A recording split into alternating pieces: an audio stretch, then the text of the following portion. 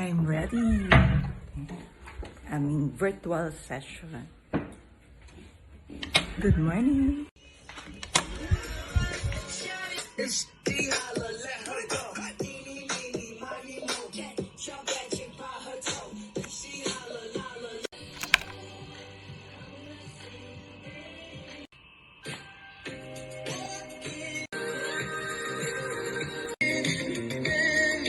Tony Miranda.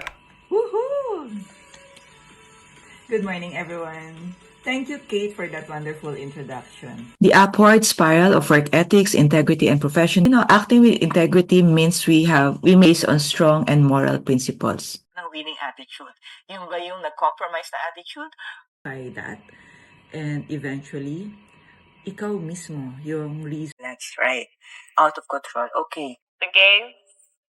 Frame your palms back towards your sides, checking out your nice tall stance. Those sa team nyo, happy ko may 10 sumagot sa inyo. Nalagay natin dito sa compute yung cost nung bakit tayo na a renewed you, na refreshed, a fighter, an overcomer. Field, or while you have your sige, maybe I'll give you write down the attitude that you want to let go from entitlement. So, okay na ba?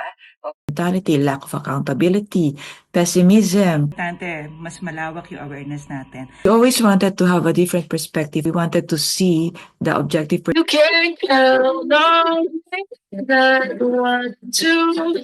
During your breakout session, share one effect. Let's always remember the truth about when it comes to considering our that in front of you, eye to eye. Using a confrontational tone, so it's calm even when addressing disagreements. Exploring options, yeah? Welcome. Okay, get ready.